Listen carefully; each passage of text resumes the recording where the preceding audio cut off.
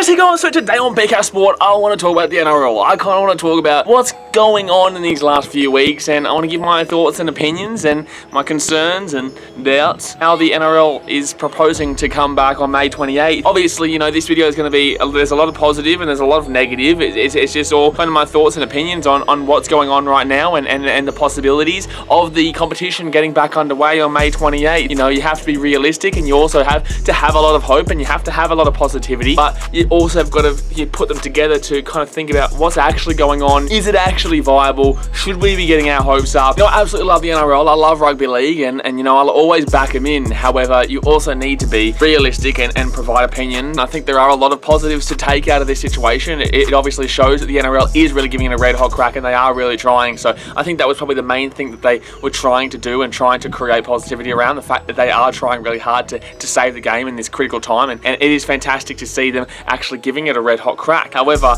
you know, there are a lot of faults to how they've handled the situation in regards to public knowledge. Before we get into the video, guys, I want to let you know about the new In the Sheds World Sports podcast, where we get all the players on, the big name players from all different sports, from sevens to NRL to AFL. You know, we've got cricket, we've got football, men's and women's, and we talk to them all about what's going on in their career, what's going on with their sport, and just basically, you know, we sit down, have a laugh and a chat for about an hour, and it's a really good time. So yesterday we had Jesse Parahi on from the Australian Sevens and the growth of global rugby sevens, basically. So if you haven't checked that out yet, go and check that out. That's every Wednesday at 4 p.m. Let's start discussing the NRL. Okay, so what do we know right now? So right now, the NRL has come out and said, look, May 28th, simple, we are starting.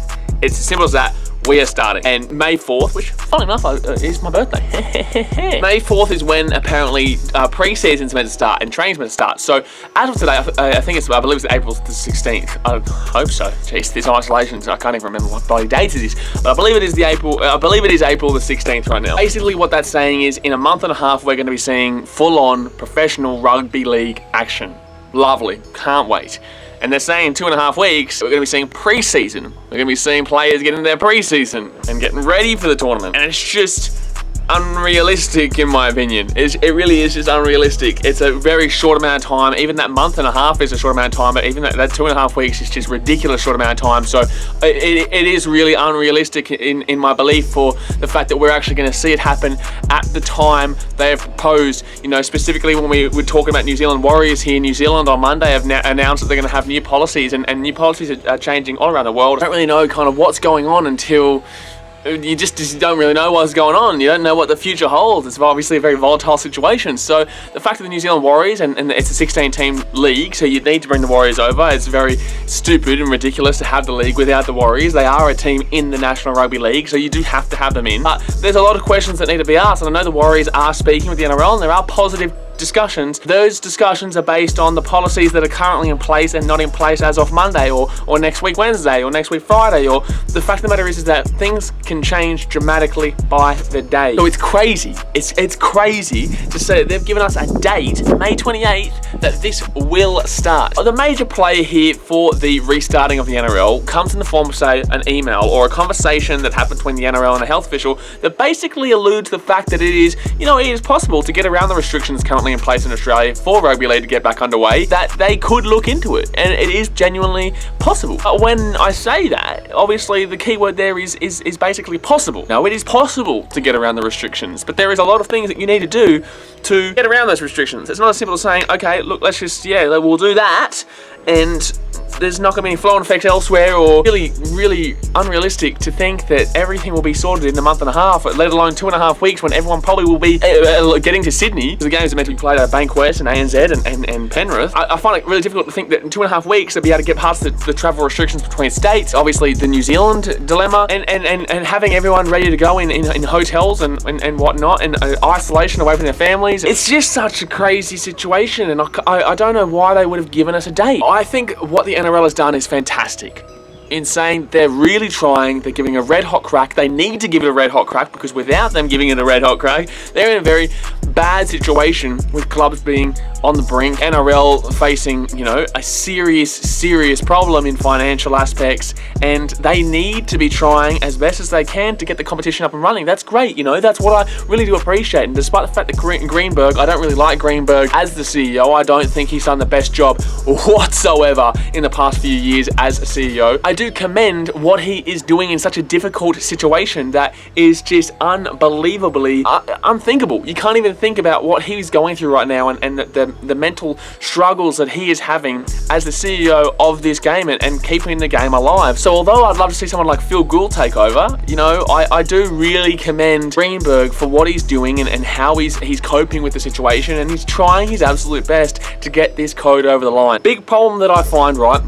is that they shouldn't have given us a date. They shouldn't have given us a date. They could have easily left the public in the dark, let the teams know, let the players know that this is when we're aiming for. You guys need to prepare for this. You guys need to be ready for this. We need to start preparing for May 28th. Easily tell the players and the teams that. It's their business. They're the stars, you know, they need to be organised. However, in saying that, obviously there's going to be rumours, the players are going to speak to their families, the players are going to speak to their friends, and then it's going to kind of get out that it's happening, but that's just a rumour. And the NRL doesn't need to publicly address that because it's just unnecessary in this situation. It would have been the exact same scenario, just without a date. Everyone would have gotten a lot of positivity out of it. Everyone would have been like, oh yes, this thing's happening, you know, we're starting to actually see growth towards the game coming back. However, there wouldn't have been a specific date where everyone's like, I'm going to look forward to this date. If it doesn't happen by this date, then I'm just going to continue to doubt, like, it's just not going to happen. You're basically, unless it does happen, and I can't see it, but unless it does happen on that specific date, the NRL is leading itself up for absolute major public humiliation in regards to people not believing in what the game says, or people not believing that you're telling the truth. And that's the hardest part, because I know how hard you're trying. I know how difficult this situation is, but you should not have given the public a date. You should have told the business, which includes teams and players, what you're doing. But the public doesn't need to know right now. Like, the public doesn't need to know. And I understand that there's a lot of discussion going on behind the scenes, and I know there's a lot of things that are being spoken about between health officials and the NRL. But when you're putting out a public statement saying May 28th, this is happening, right? And then you're getting, on the other hand, the health officials of Australia, health officials of the world actually, and also Scott Morrison, the Prime Minister of Australia, basically coming out and saying, look, we commend your efforts, but it's a very bold statement to make. It's a very, you know, we have our serious doubts, and we actually don't think it's going to be able to happen. Come out and say this date is going to happen was the wrong thing to do.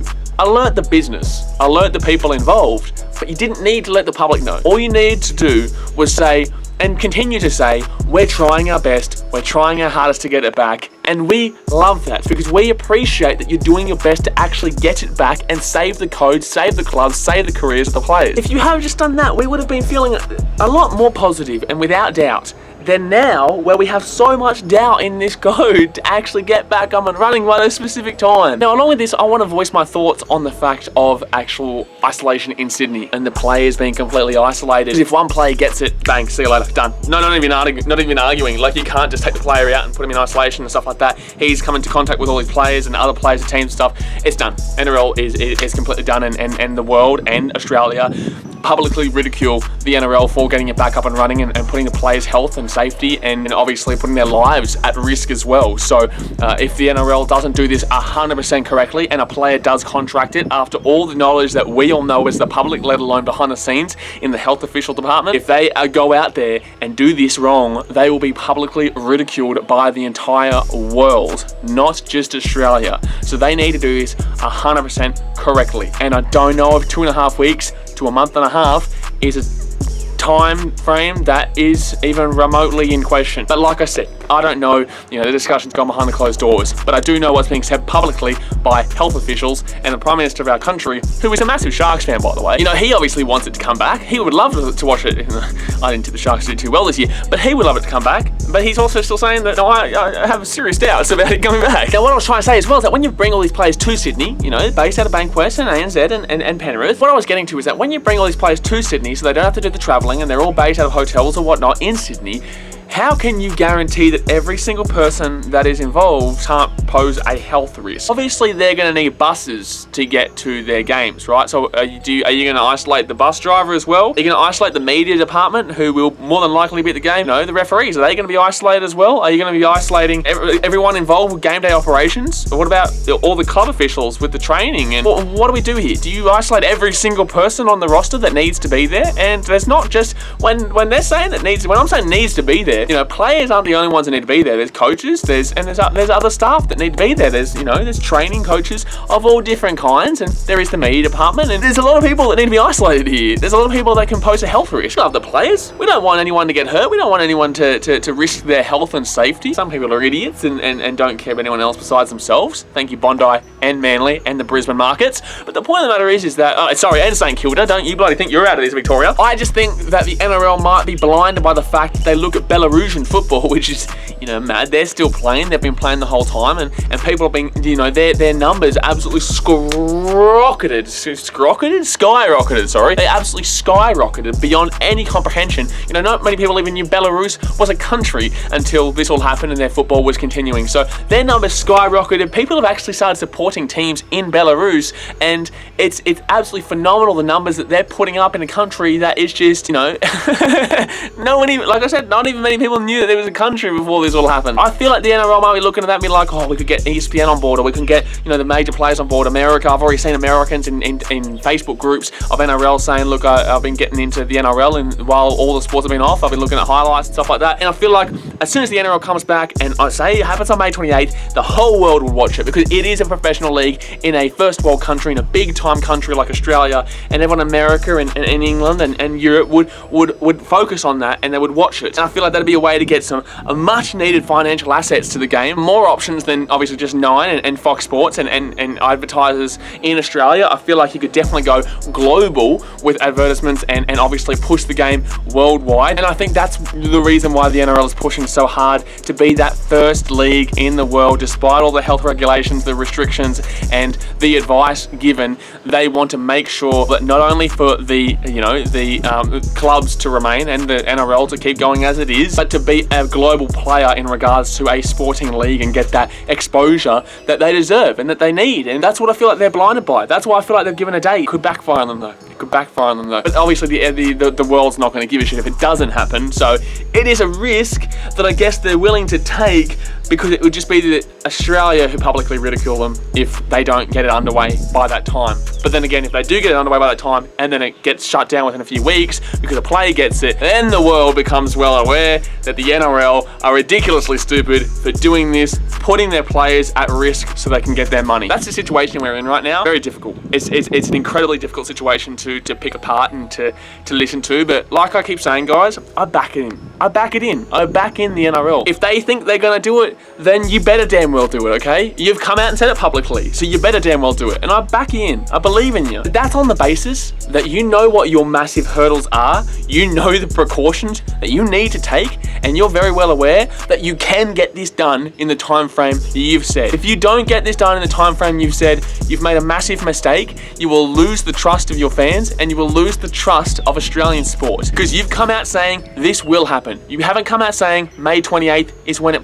probably might happen. No, you've come out and said May 28th, we are getting underway. You shouldn't have done that.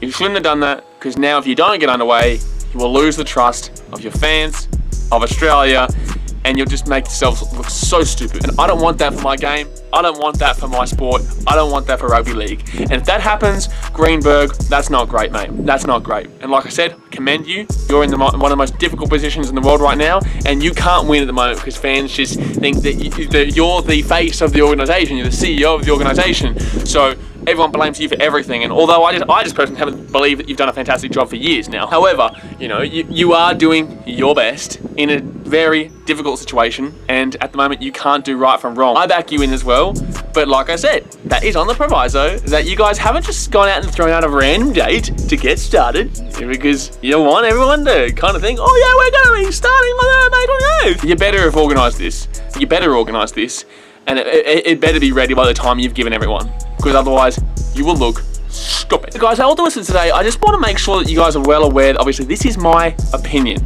This isn't a professional opinion. I am a voice of, for me, I believe the fans, right? So the reason why I feel like this has been a necessary video to make is because from what I've seen, and I'm in every single NRL group you can find on Facebook basically, and I follow Instagram pages throughout, and even Super League and everywhere. I follow pretty much every kind of sporting team, every kind of group there is in all sports, so that I can get a good idea of what the fans are saying. You know, this is basically public consensus right now, the general consensus that this probably won't happen on May 28th. And I've had my doubts for even longer that this would even, the tournament would even get back underway this year. It needs to get back underway this year for the clubs, for the code, for the organisation that is the NRL. We don't want our clubs to die. We don't want the NRL to die. We don't want them to be in a precarious situation. Unfortunately, the situation that we've been put in right now because of outside global health pandemic, unfortunately, it's just what it is. You have to deal with it. You have to put up with it. I just don't know how viable this is. But I want to back him in, so I'm going to back him in.